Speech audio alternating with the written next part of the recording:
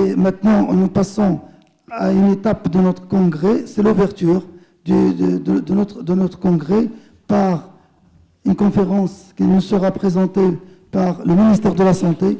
Et j'appelle Madame le docteur Lekhal et Madame Mouzouni. À toi la parole, Madame Mouzouni.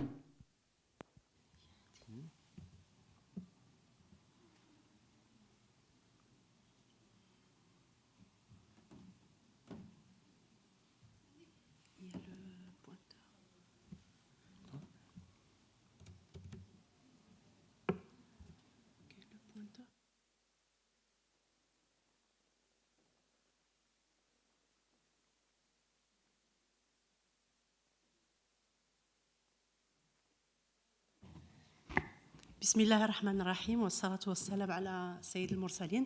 Bonsoir tout le monde. Je me présente, je suis Fatem Zahra Mouzouni, le chef de service des maladies métaboliques et endocriniennes au niveau du ministère de la Santé. Et je voudrais tout d'abord remercier Monsieur le Président de la SMEDIAN ainsi que les organisateurs d'avoir inscrit une session pour le ministère de la Santé.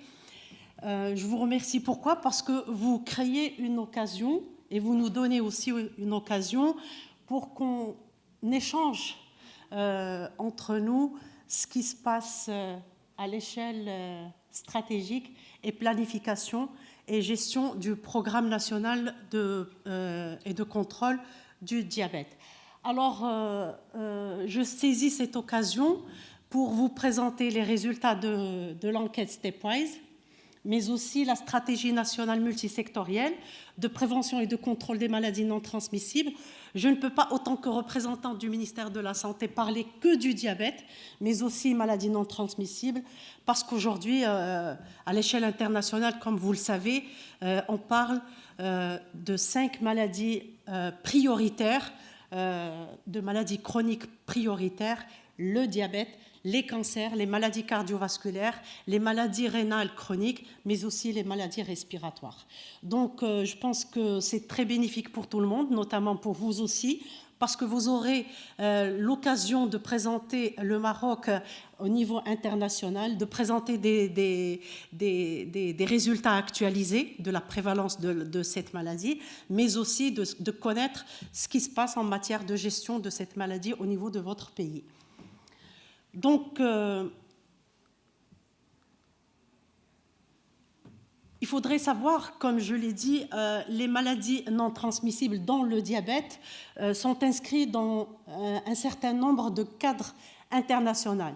Ils sont inscrits d'abord dans l'ODD, les objectifs de développement durable 3, notamment dans la cible 3.4 qui cible que d'ici 2030, il faut absolument réduire d'un tiers la mortalité prématurée qui est due aux maladies non transmissibles dont je vous ai parlé.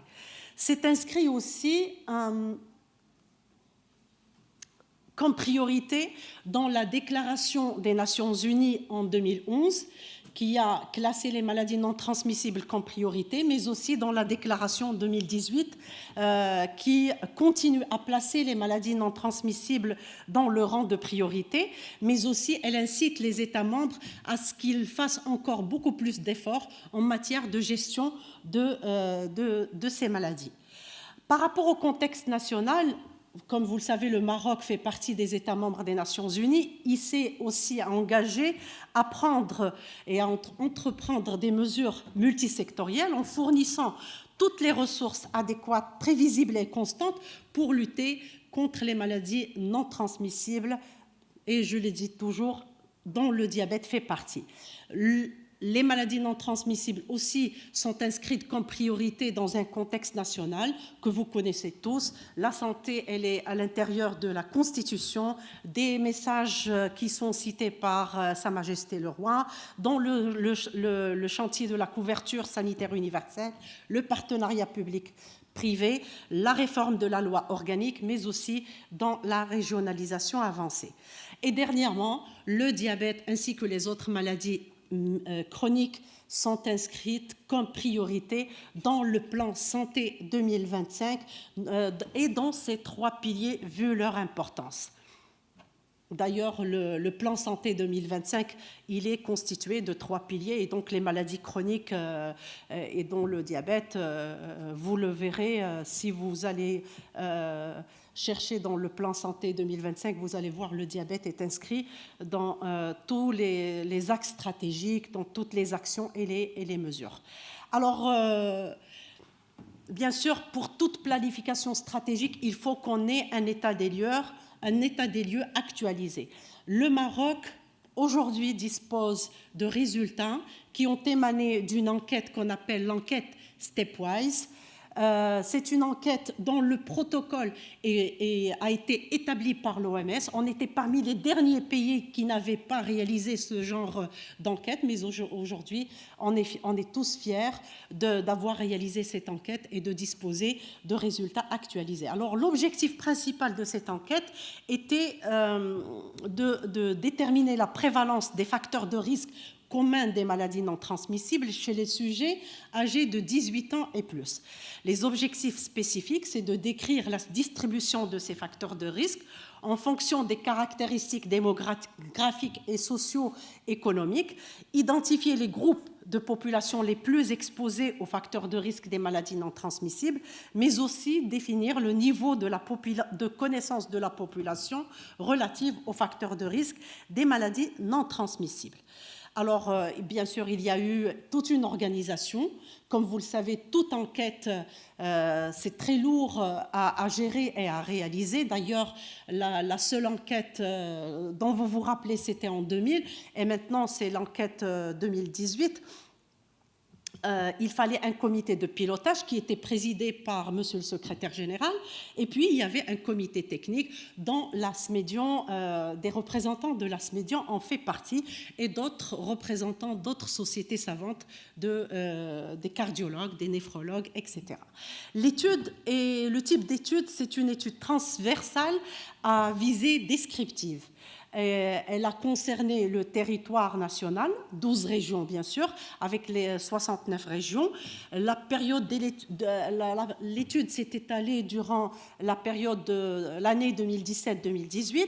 La population cible, c'est les adultes âgés de 18 ans et plus. Et puis l'échantillonnage, bien sûr, notamment l'échantillon maître, a émané du sondage qu'a réalisé le Haut Commissariat au Plan en 2014. Et puis, nous avons recruté des sondagistes de renommée pour définir la taille de l'échantillon qui était de 6100 ménages. Alors, pourquoi on l'appelle stepwise? Parce qu'elle se fait en 3 étapes, la step 1, step 2 et la 3e étape. Bon, la step 1 consiste à administrer un questionnaire sur des données générales, les données démographiques, l'évaluation des connaissances, comme je l'ai dit, et les habitudes comportementales. L'étape 2 consiste à la mesure anthropométrique, le poids, la taille, le tour de taille et la pression artérielle. Et puis, il y a l'étape 3 qui consiste à prendre des mesures biochimiques, le dosage de la glycémie et des collectes de spots urinaires, mais aussi des urines de 24 heures pour définir un certain nombre de coefficients et de résultats. Alors, je ne vais pas trop m'étaler sur les détails. Nous sommes en train c'est vrai, on a fait éditer un rapport très succinct des résultats de cette enquête, mais un rapport très détaillé en suivant tout un protocole de l'OMS est en train d'être élaboré. Il sera édité prochainement, Inch'Allah. Alors, comme je l'ai dit, la taille de l'échantillon était de 6100 ménages. Le nombre de participants à cette enquête était de 5429, avec un taux de participation pour l'étape 1 et 2 de 89%, mais pour l'étape la 3e étape, comme vous le savez, même si c'était des prélèvements capillaires, la population est parfois réticente à ce genre de manipulation. Le taux de réponse était de 80%. Pour nos épidémiologistes, c'est largement satisfaisant et représentatif de l'étude. Alors, il y avait plus de femmes que d'hommes, comme vous le savez, et ça s'explique parce qu'au moment du passage de l'équipe, en général, ce sont les femmes qui se trouvent au niveau du ménage, et l'urbain est beaucoup plus représentatif que le rural, 62 versus 37% pour le rural. Tous les âges étaient représentés, avec de légères variations, mais on a trouvé tous les âges qui nous concernaient. Pour les mesures comportementales, alors le premier résultat, la prévalence de la consommation du tabac fumé au niveau national est de presque 12%, plus important chez les hommes, et il n'y a pas une grande différence entre le milieu urbain et rural. Les personnes qui sont en faveur de l'application de la loi anti-tabac que vous connaissez est de 97%. Donc il faut qu'il y ait beaucoup plus de mise en œuvre de cette réglementation puisque la population est en faveur de cette loi. La consommation de l'alcool, elle est de 1,7% au niveau de notre pays. Plus importante chez les hommes et beaucoup plus importante aussi au niveau urbain. Alors, pour la consommation de moins de 5 fruits et légumes tels que recommandés par l'OMS, la population, malheureusement, il y a un fort pourcentage de la population qui ne respecte pas cette règle. Comme vous le voyez, c'est beaucoup plus important au niveau rural, malgré qu'au niveau rural, on dit qu'il y a beaucoup plus de fruits et de légumes, mais ils ne les consomment pas pour plusieurs raisons, pauvreté, etc. Ce sont des gens qui récoltent ça, mais qui vendent pour pouvoir s'acheter autre chose. Pour l'inactivité physique, 21% de la population marocaine sont on dirait en phase de sédentarité. Ils pratiquent moins de 150 minutes d'activité modérée par semaine. Alors pour les mesures physiques, le surpoids et l'obésité, 33% de la population marocaine est en surpoids, 20% est obèse. Je voudrais vous rappeler les résultats de 2000. On était à 18%, on était à 20% de surpoids. Aujourd'hui, on est à 33%. On était à 13% d'obésité. Aujourd'hui, on est à 20%. Bien sûr, le surpoids et l'obésité est beaucoup plus observé chez la femme que chez l'homme et beaucoup plus élevé aussi au niveau urbain et qu'au niveau rural. Et j'imagine que vous devinez le pourquoi de la chose. L'hypertension, de 29% chez la population marocaine. Comme vous le voyez, notre étude n'a pas montré une grande différence ni entre la femme et l'homme, ni entre les deux milieux.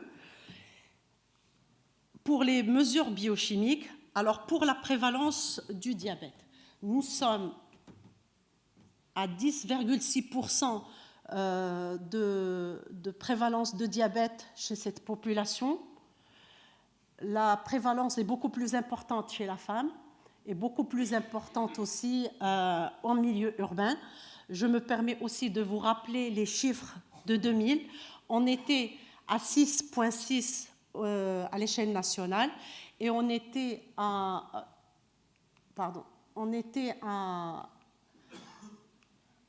en milieu urbain, on était à 9%, aujourd'hui on est à 12%, et on était à 4% au niveau rural, aujourd'hui on est à 8%. Donc vous voyez cette augmentation exponentielle du diabète au niveau de notre pays pendant 18 ans. Ça a presque de 6 à 10... on est presque à 2,5, ça s'est multiplié presque à 2,5 et je vous assure que ça va être encore... Nous suivons en fait la prévalence au niveau mondial. Et il faut se rappeler la carte qu'a éditée l'IDF dans son dernier rapport. L'augmentation est exorbitante. Alors, cette étude,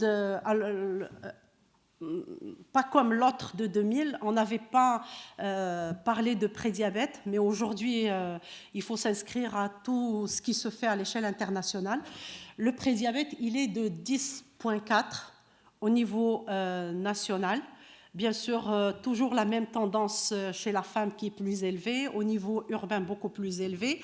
Prédiabète, ça veut dire, avec le diabète, les 3 millions de diabétiques qui sont diabétiques, plus les 3 millions qui sont prédisposés à devenir diabétiques, nous sommes à peu près à 6 millions de personnes qui sont soit diabétiques, soit prédisposées s'ils ne suivent pas certaines règles hygiéno-diététiques et certains conseils, ils vont devenir diabétiques.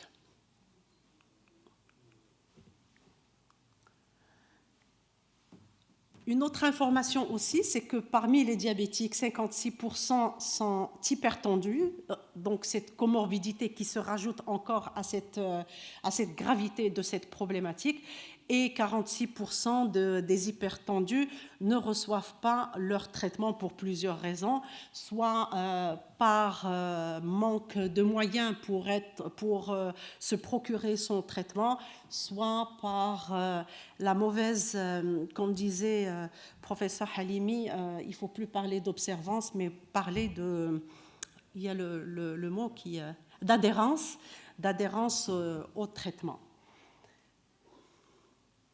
Alors, pour l'hypercholestérolémie, il y a 10,5% de personnes hypercholestérolémiques. Malheureusement, la femme, là, c'est un point négatif, malheureusement, qui est noté pour nous en tant que femmes. Nous sommes dans des chiffres qui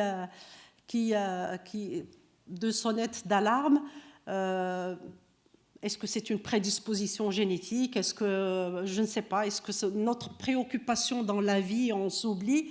Mais bon, la femme, elle est vraiment se présente avec des chiffres qui sont très alarmants. Le milieu urbain, toujours avec des chiffres, bien sûr, alarmants à cause du mode de vie que nous menons au niveau urbain. Alors, tout cela nous ramène à dire que si l'espérance de vie à la naissance, si la mortalité maternelle, la mortalité infantile, les maladies infectieuses dans notre pays sont en train d'être soit éliminées, soit améliorées, soit éradiquées, les maladies chroniques, par contre, sont en voie d'augmentation exponentielle. Et la santé de notre population en matière de maladies chroniques est très mise en cause. Donc, en résumé, 10,6% de diabétiques, 10,4% de prédiabétiques, 29% sont hypertendus, presque 27% d'hommes qui fument et 20% d'adultes sont obèses et 33% sont en surpoids. Ça, c'est un chiffre qui n'est pas relaté par l'enquête, mais je voudrais aussi le partager avec vous. C'est par rapport à la mortalité que notre pays, 80% des décès sont imputables aux maladies non transmissibles. Les maladies transmissibles que je vous ai citées. Ces maladies aussi constituent non seulement un fardeau épidémiologique, mais aussi un fardeau économique. Et selon les comptes spéciaux du Maroc qu'on a réalisé aussi, c'est une étude qui a été réalisée grâce à l'appui de l'OMS, presque, comme vous le voyez, presque 50% des dépenses sortent de la poche des ménages, et cela veut dire que c'est aux dépens d'autres choses que le ménage devrait faire, notamment dans l'éducation de leurs enfants, dans leur alimentation qui devrait être saine et équilibrée. Ils sont en train de dépenser leur argent pour prendre en charge ces maladies chroniques. Et le deuxième graphique montre que la majorité des dépenses vont vers tout ce qui est curatif et tout ce qui est examen, bilan, etc.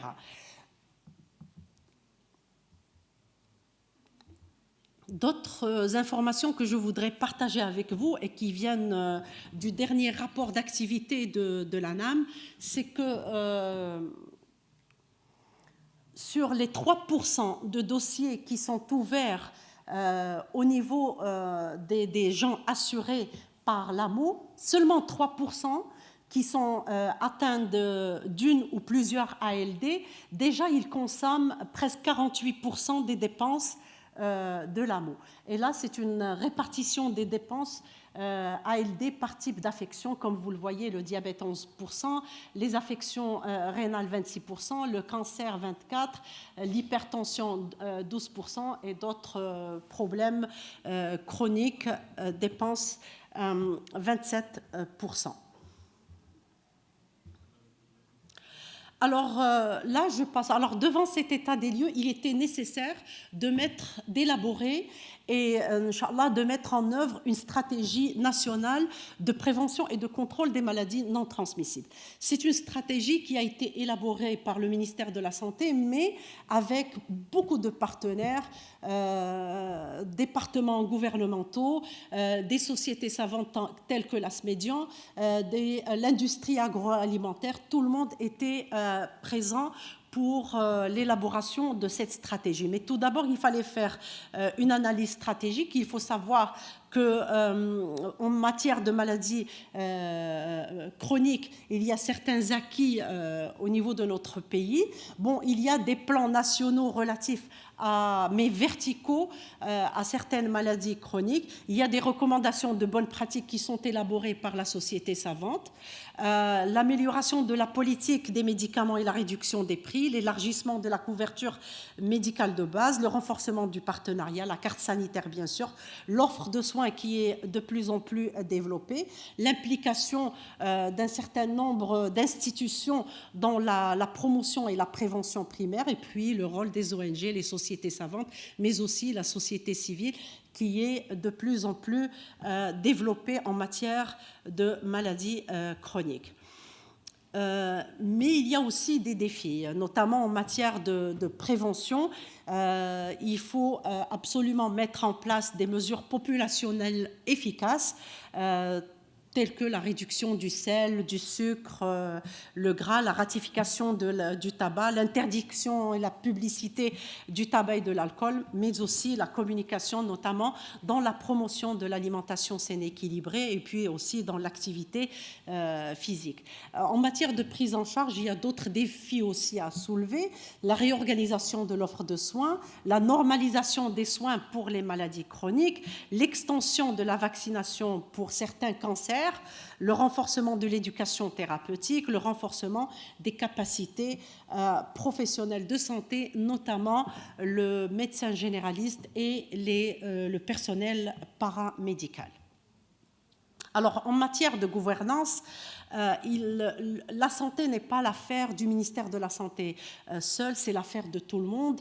Ça va du citoyen sain, du patient, du département, des sociétés savantes, des sociétés civiles. Tout le monde doit être impliqué dans la santé de notre population. Et donc, il faut absolument que les maladies non transmissibles soient intégrées dans les politiques et les stratégies nationales, parce qu'il y a la prévention primaire qui est un axe stratégique très important. Il faut la mise en œuvre d'actions multisectorielles. Il faut qu'il y ait beaucoup plus de financement pour la prévention et la prise en charge des maladies non transmissibles. La réglementation, elle doit être renforcée et bien sûr la surveillance épidémiologique, le monitoring et l'évaluation. Alors, quelle stratégie et quelle priorité ? Comme je l'ai dit, il y a eu l'élaboration de cette stratégie en présence d'un certain nombre de partenaires, la validation. Et aujourd'hui, pour votre information, à l'occasion de la Journée mondiale de la santé qui est célébrée chaque 7 avril de chaque année, ça va tomber le dimanche. D'abord, il y aura une marche au niveau de Rabat. en présence du ministre de la Santé, mais aussi avec la présence du directeur général de l'OMS. Et le lendemain, il y aura une grande manifestation à l'occasion de cette journée mondiale de la santé. Et on va signer une charte qui va être signée par 17 départements en matière de prévention primaire ou de promotion de modes de vie sains. Chaque département va s'engager en fonction de des choses qui relèvent de ses responsabilités à mettre en œuvre pour la promotion du mode de vie sain. Alors, pour revenir à la stratégie, c'est une stratégie qui s'étale durant la période 2019-2029. Elle a un objectif général, 4 objectifs spécifiques, 4 domaines stratégiques et 75 mesures, avec 9 cibles nationales. La vision de cette stratégie consiste à placer au rang de priorité nationale la prévention et le contrôle des maladies non transmissibles et les intégrer dans les plans de développement et les politiques des départements ministériels et institutionnels concernés afin de réduire la morbidité, les incapacités et les décès prématurés liés à ces maladies. Bon, il y a certaines valeurs à respecter, l'équité, la solidarité, la qualité et puis la responsabilisation. L'objectif général de cette stratégie est de réduire, comme je l'ai dit, la mortalité prématurée, la morbidité, les incapacités liées aux maladies non transmissibles et à leurs facteurs de risque.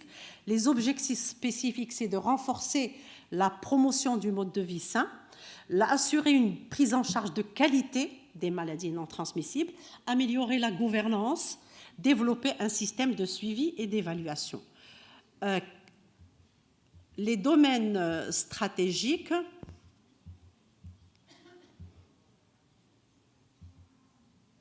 c'est la promotion des modes de vie sains, comme je l'ai dit, avec 3 actions stratégiques. Il faut renforcer la sensibilisation et la communication de la population marocaine sur la gravité des facteurs de risque qui engendrent les maladies non transmissibles. Il faut consolider les services sanitaires de prévention et puis créer des environnements favorables pour la promotion, parce qu'aujourd'hui, on vit dans des environnements diabétogènes et des environnements obésogènes. Le deuxième domaine stratégique, c'est le renforcement de la prise en charge. Le troisième, l'amélioration de la gouvernance avec tout ce qui est coordination, partenariat, réglementation. Et en parlant de partenariat, j'invite la Société marocaine d'endocrinologie qu'on travaille sur un projet de convention de partenariat entre ministère de la Santé et l'ASMEDIAN et puis mener une réflexion sur les domaines sur lesquels on peut travailler en matière de prévention et de prise en charge. Vous le faites déjà, mais je voudrais que ça soit institutionnalisé. C'est déjà noté. Inch'Allah. Alors, c'est presque la dernière slide. Alors, comme je vous l'ai dit, le Maroc s'est inscrit dans les 9 cibles volontaires à l'échelle internationale, mais ce sont des cibles, je suis sûre que vous les connaissez, mais les chiffres, vous allez voir, elles ne sont pas les mêmes à l'échelle internationale parce que les Nations Unies appellent les États membres à adapter ces chiffres en fonction de leurs ressources, bien sûr, leurs ressources financières, leurs ressources humaines. Alors, après plusieurs concertations et discussions, nous nous sommes mis d'accord sur un certain nombre de cibles. Celui qui nous intéresse, bon, tout ça nous intéresse, la consommation du sel, la consommation, l'hypertension, la réduction de l'inactivité physique. Mais je voudrais surtout vous parler de cette cible, c'est réduire la recrudescence du diabète de 15%. Pourquoi on a choisi 15%? Parce que si vous calculez la prévalence en 2000 et celle d'aujourd'hui, on est à 30% d'augmentation. Et il faudrait que dans les années prochaines, qu'on réduise cette augmentation. Bon, on a fixé 15%. Peut-être qu'on est ambitieux, peut-être qu'on est moins, mais l'essentiel, il faut avoir une cible et faire tout pour l'atteindre. Alors, en conclusion, la stratégie nationale multisectorielle de prévention et de contrôle des maladies non transmissibles est une stratégie globale et intégrée. Elle a donné vraiment une priorisation, on ne parle plus du côté curatif seulement, mais aussi du côté préventif à la promotion du mode de vie sain, par le renforcement d'une action multisectorielle. Et puis, je le dis toujours, la santé, c'est une affaire de tous et il faut faire tout ce qu'on a à faire pour la prévention et la sauvegarde de la santé de notre population marocaine. Et je vous remercie pour votre aimable attention. Merci, Madame Mouzoni. Avant de donner le micro au Dr Salhi, qui a coordonné cette session avec moi, j'attire l'attention de tous les collègues que tous les résultats de la Stepwise sont déjà notés dans le numéro 6 du journal marocain d'endocrinologie et diabétologie, le JIMED, qui est à votre disposition au niveau des stands et vous pouvez passer pour vous abonner ou bien renouveler l'abonnement. Merci. La parole est à M. Saleh. Merci beaucoup. Je ne sais pas, est-ce qu'il y a des questions dans la salle? Oui. Micro.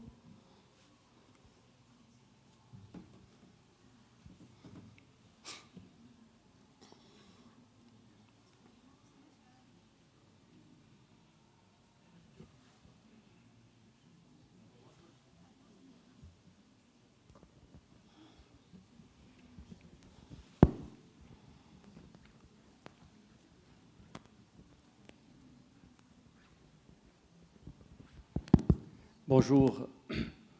Madame Mouzoni, je vous remercie pour votre... Je suis là. Je suis en train de... Monsieur Adlouni. Oui, monsieur Adlouni. Je vous remercie pour votre présentation très intéressante. Et par cela aussi, je remercie le ministère de la Santé d'avoir eu finalement, après 18 ans d'attente, une seconde enquête après celle faite en 2000. Et nous attendions avec beaucoup d'intérêt les résultats de cette enquête. J'ai beaucoup de questions, mais je ne vais pas monopoliser la parole pour me limiter à une ou deux questions. Une question qui m'interpelle concernant le cholestérol. Les résultats présentés sur la plaquette concernant le cholestérol montrent une prévalence de 10%. Je me rappelle que pour l'enquête de 2000, la prévalence était de 30%. Donc je voudrais vous poser cette question.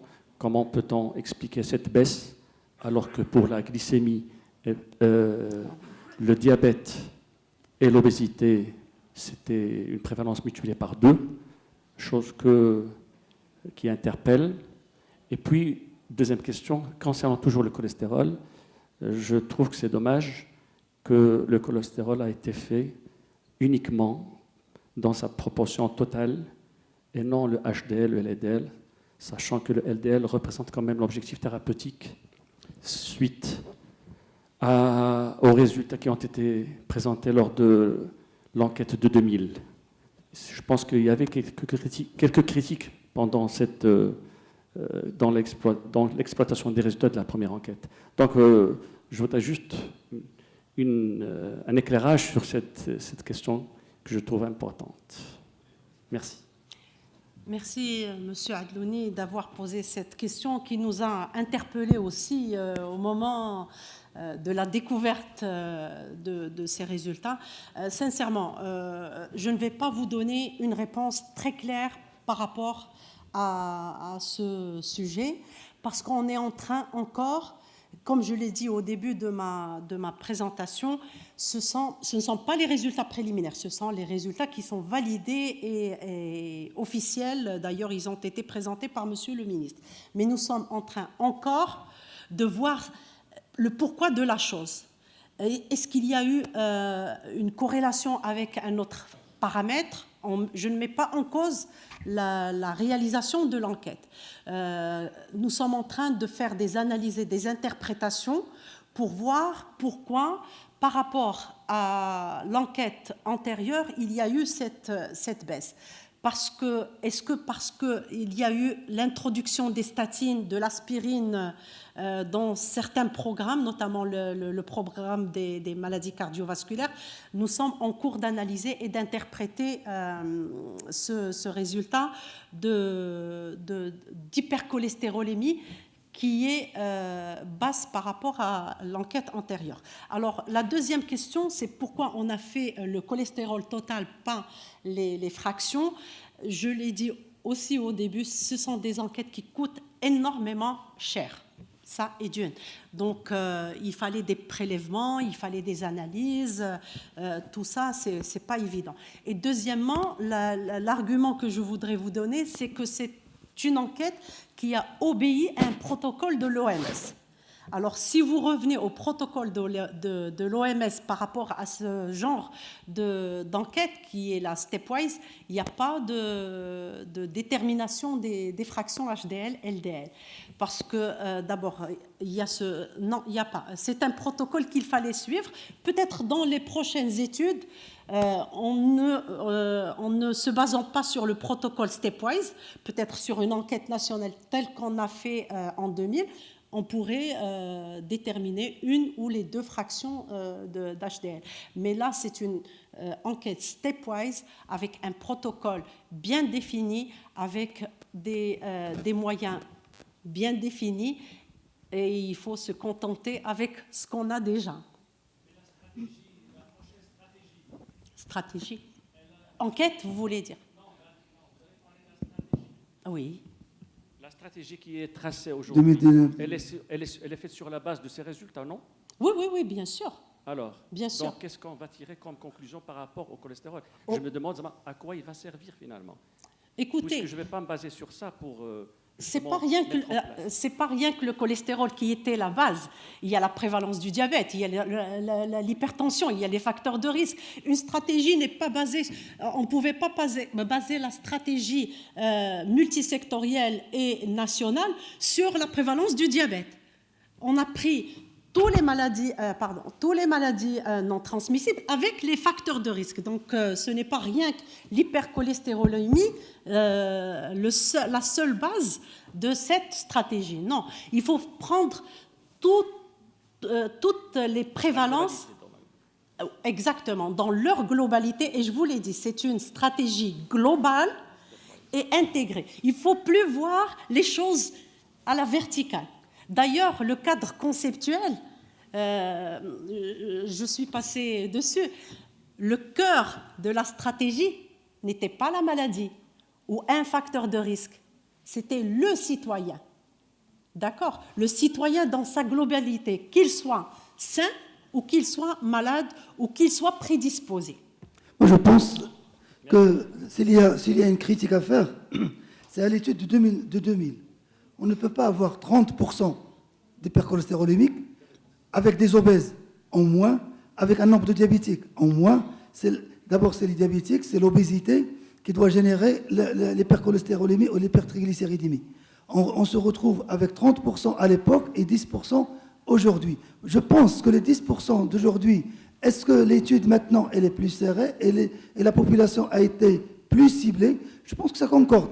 Pourquoi? Parce que le diabète a augmenté, l'obésité a augmenté, et le cholestérol, maintenant qu'il faut le comparer avec la précédente étude et peaufiner l'autre étude. Maintenant, s'il y a une critique, c'est la précédente, en 2000 qu'il faut analyser. Concernant le cholestérol LDL, HDL, nous sommes devant un dépistage de masse. Ce n'est pas un dépistage de qualité. Maintenant, s'il y a quelqu'un qui a un cholestérol élevé, c'est là où on doit demander le LDL et le HDL. Mais quand un bilan revient avec une triglycéridémie normale et une cholestérolémie normale, pas la peine d'aller jusqu'à le LDL et aggraver les dépenses comme elle vient de les démontrer, Mme Mouzouni. Et je voulais dire, d'ailleurs, je ne vous apprends pas grand-chose, Monsieur Aldouni, si on cherche la perfection est l'ennemi du bien. D'accord? Donc, nous, on se lamentait parce qu'on avait des résultats obsolètes, Et on avait honte, et je suis sûre que tout le monde le pressentait quand on allait dans les congrès internationaux pour présenter des résultats qui dataient de 2000, alors qu'on était en 2017 et 2018. Aujourd'hui, il faut être fier de ce que vous avez comme résultat et présentez-les avec toute fierté et toute confiance. Une dernière question, Madame Benali. Oui, Madame Mouzouni, je vous C'est la fin. remercie. Oui, effectivement, les chiffres sont éloquents. Diabète qui se multiplie presque par 2, obésité de même. Alors, après les chiffres, j'aimerais connaître la stratégie pratique sur le terrain pour contrecarrer ces fléaux. Je pense aux médias. Est-ce qu'il y a donc une stratégie prévue pour des médias audio, télé, des caravanes médicales? Enfin, concrètement, qu'est-ce qui va suivre? Je vous remercie. Merci pour votre réponse. Je pense que la stratégie que j'ai présentée, c'est stratégique, mais là, vous parlez de plan d'action opérationnel. Déjà, ce qu'il faut retenir, c'est que le ministère de la Santé, avec ses partenaires, sont conscients qu'il ne faut plus continuer dans cette voie de curatif. Il faut seulement traiter, attendre que les personnes tombent malades pour qu'on les prenne en charge. Parce qu'à un certain moment, le système de santé est saturé. Les organismes de prévoyance, de remboursement sont saturés. Tout le monde est saturé. Donc, aujourd'hui, nous sommes conscients qu'il faut travailler en amont, notamment dans la prévention primaire, dans la promotion du mode de vie sain. Et vous avez évoqué un partenaire qui est très important, ce sont les médias. Il faut les encadrer, il faut les impliquer. Et parmi les partenaires qui étaient avec nous dans le comité multisectoriel qui a élaboré cette stratégie, c'était la RACA et puis c'était le ministère de la Communication. Nous allons, Inch'Allah, travailler avec eux de manière, pas rien que le ministère, tout le monde devrait impliquer les médias, dans toutes les médias, hors médias, et les engager à promouvoir le mode de vie sain, d'abord pour la prévention, et quand on est prédisposé, qu'est-ce qu'il faut faire, et quand on est malade, quels sont les conseils à faire. Vous avez tout à fait raison. Pour les campagnes, je vous assure, madame, que le ministre de la Santé actuel est à cheval sur les campagnes et sur les caravanes médicales pour desservir les zones endémiques. Merci beaucoup, Madame Mouzouni. C'est un sujet moi qui qui va vous susciter remercie. beaucoup de débats, mais on est en fin d'après-midi ou de soirée. Donc, je vous remercie pour votre patience et vous êtes vivement conviés à un cocktail dînatoire offert par les laboratoires Lilly. Merci.